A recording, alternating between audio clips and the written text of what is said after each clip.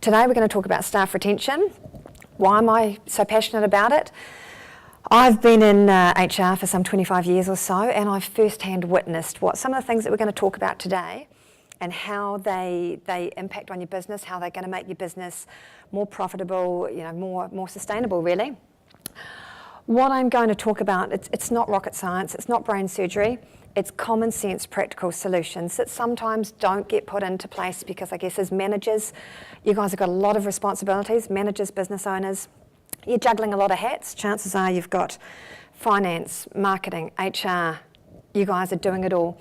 And sometimes these things just don't get done purely because of time. Optimal staff turnover in any business is around 10 to 15%. And let's be honest, we've probably all got staff that we could do with turning over at some point or another, yeah?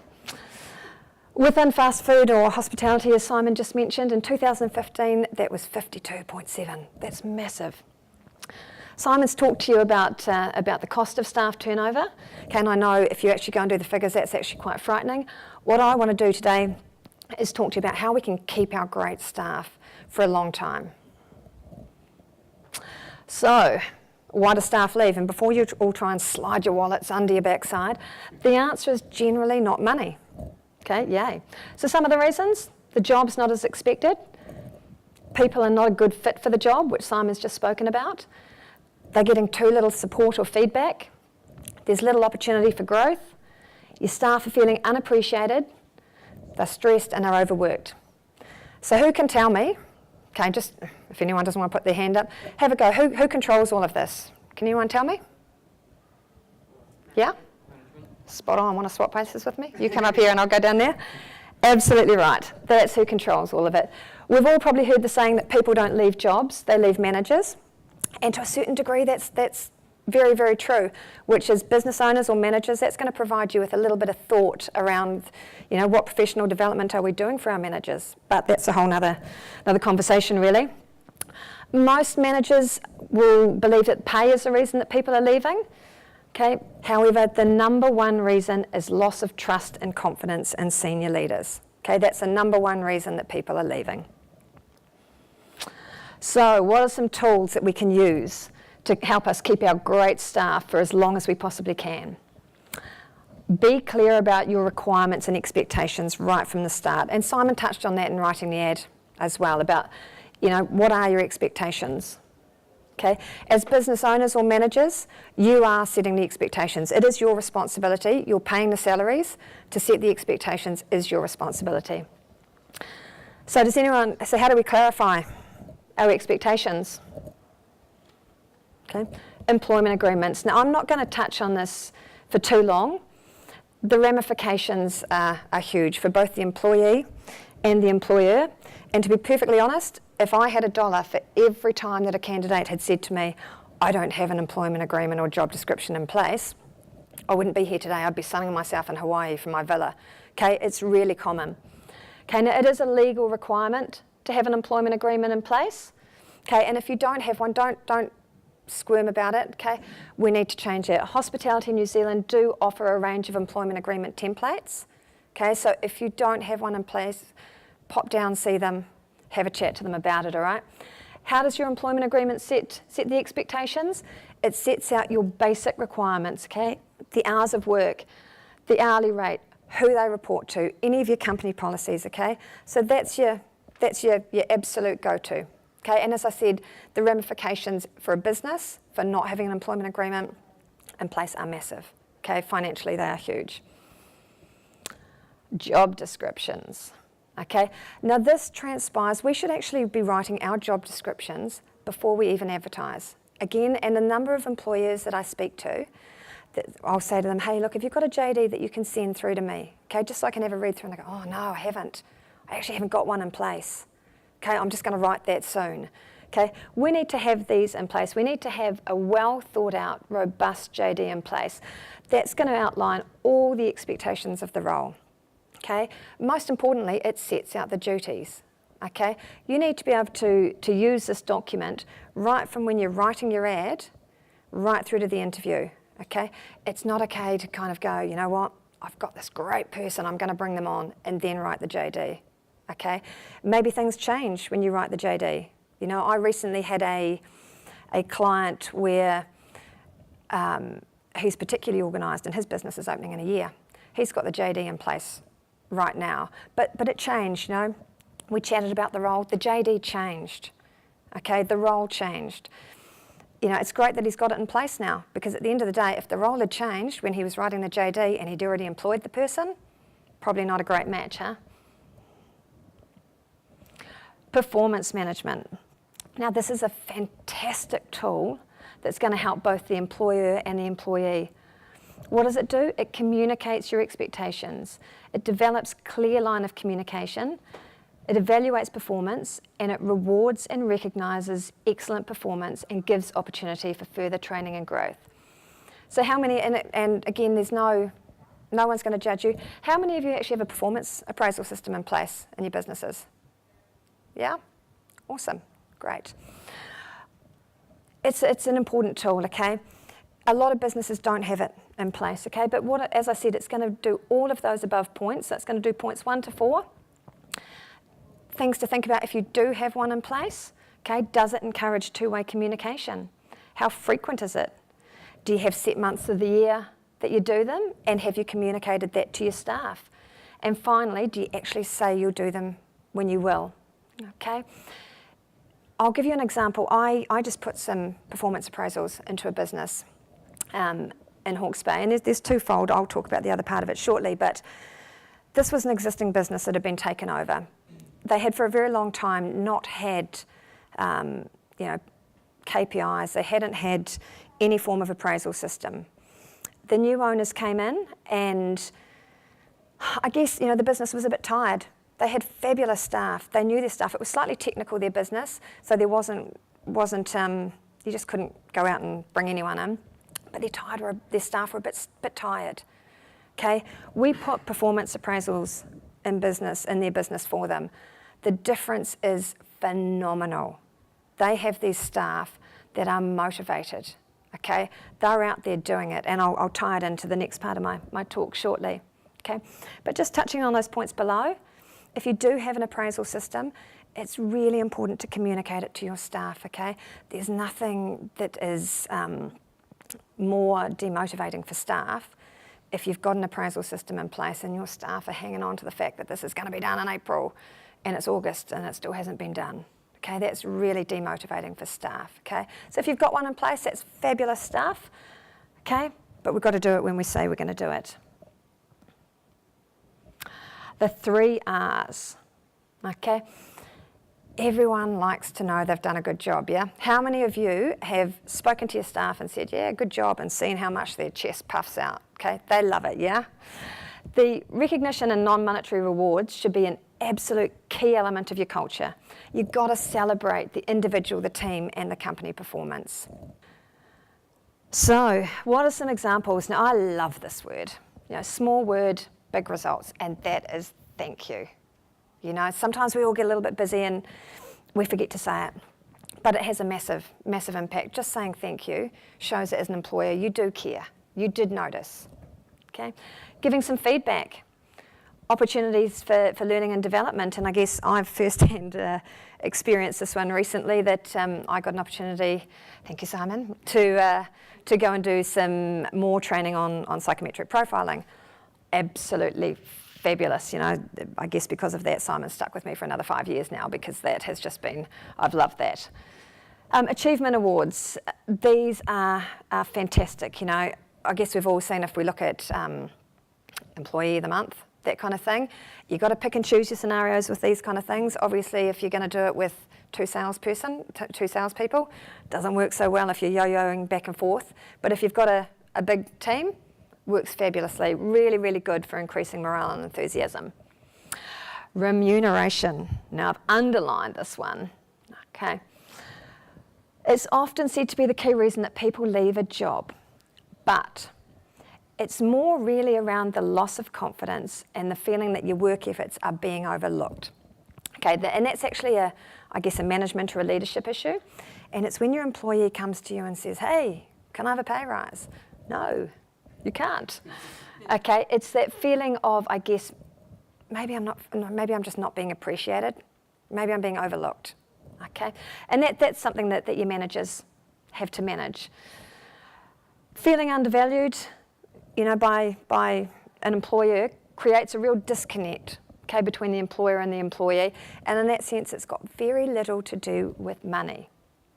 Now, raises are a good way to keep employees. I mean, anyone got an employee that's going to turn down a pay rise if you offer it to them?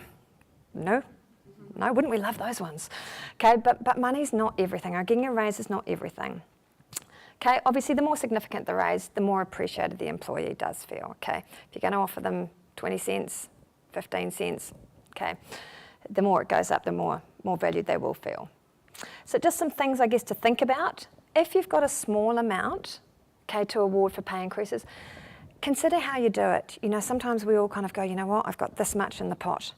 I'm going to dole out, evenly, okay? And what that can sometimes do is cause your top performers who have been working their butt off and got the same as everyone else, okay, again, that creates that real disconnect for them. So some examples of rewards that are tied to remuneration. Bonuses. I love bonuses. And this was the other side that I was going to talk to you about is, if you can't afford to increase a salary, because increasing a salary does have ramifications for your business, okay? Once you increase the salary, you've got that, you're paying that employee that salary for a long time, okay? You can't take it back. Bonuses. Try using bonuses because they do go a long way towards showing appreciation, and they're not going to lock your business into a constant high salary. Now, the other side of the business that I was talking to you about before is that along with putting the performance appraisals and the KPIs and all that kind of thing into place, we put bonuses into place, okay? As I said, we've taken this business from having good employees that were just maybe a little bit stale, a little bit tired, but they knew their stuff and they still had the passion for their business. These people are on fire now. They are loving it. They are just bending over backwards to get their bonuses, and that's a real win-win for the business, and I love seeing that stuff. Paid days off. Okay, if you've got an employee that's been putting in the long hours, and let's be honest, in hospitality there are long hours, okay? They work on their day off, they're coming in to help you out at short notice, they may be covering a couple of jobs for you, give them a paid day off to catch up. It's a win-win situation. Your employee is going to get a chance to relax and recharge their batteries, okay? At the same time, you're getting this fresh employee who has had a day off, okay? And that's really good because often in hospitality, they want to get a little bit more money, yeah? They'll go, yeah, I'll do that shift, yeah, yep, more money, yeah, absolutely, I'll do it. Okay, great way to reward them because they're still getting a day off, but they're getting more money and they're getting the opportunity to earn a little bit more. So what are some other examples? And I won't touch on this too much. I know Simon's already said some of it, but there's lots of things we can do for your business to keep your great staff. Free car parking, medical insurance, subsidised meals, gym memberships.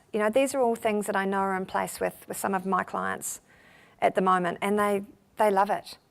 As Simon said before, Auckland, free car parking would go down a treat. Gym memberships, that's something that we personally do within our organisation. One of our very large New Zealand national clients, they do subsidised meals and their employees love it. You rock gifts.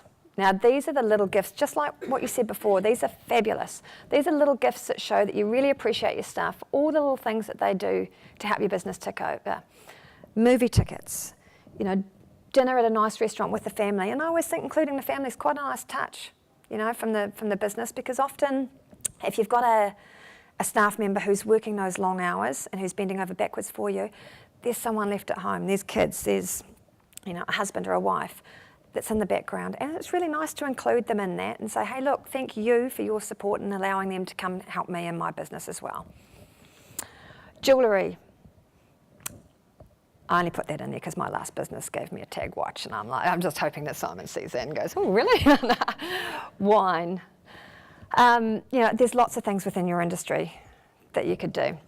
Okay, finally I'm going to finish with something that's an absolute must do. Okay, it sometimes gets forgotten about, but it shouldn't.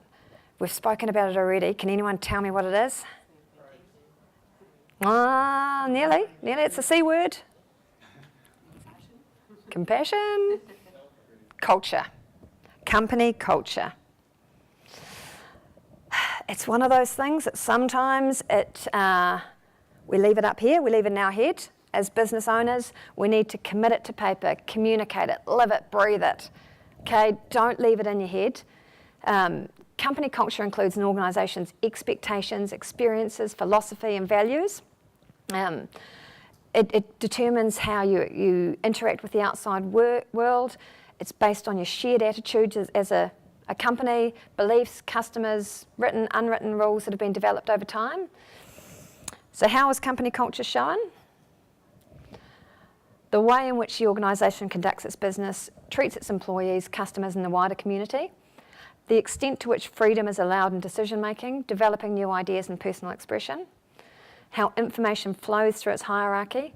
And number 4 is a really important point, how committed employees are towards collective objectives. And that's what, as business owners, you all want, isn't it, or business managers.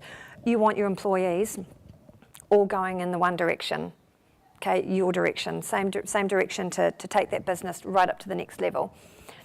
Very quickly, I just want to chat about a company, I guess, that I've been involved in. It's not a hospitality company, but it's one that I think has done culture exceptionally well, and that is Les Mills. You're probably all familiar with it. Way back when I was particularly young, I was involved in their, that long ago I can barely remember it, I was involved in their management, and in particular at the time when they were developing their company culture, developing their mission statement, their values.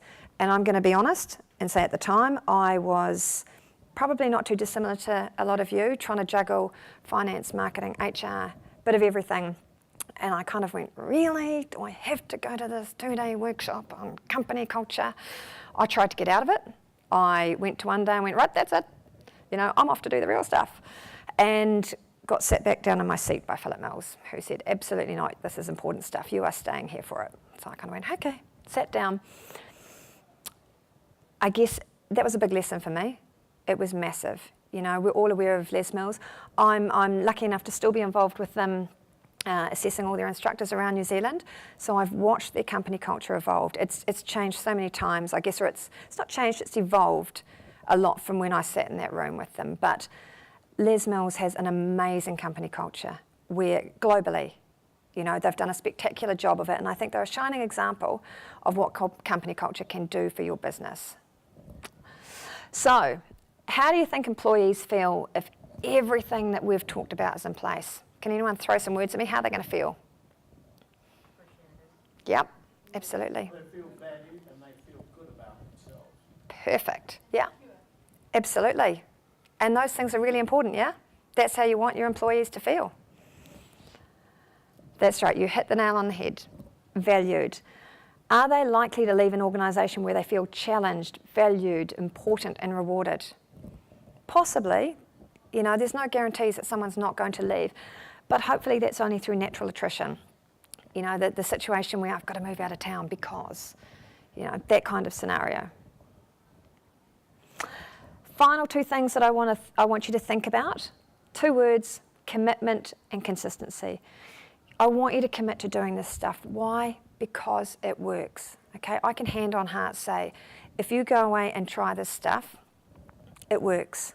Okay, if you need to, Simon's probably going to kill me for this, saying this. If you need to, call. You know, I'm passionate about this, and do it consistently because, you know, as you mentioned before, there's nothing worse, I guess, than doing it with one employee and then getting too busy and not doing it with the other employee, is there? So be consistent about what you do. Cool. Thank you. Absolute privilege to come along and speak to you guys today.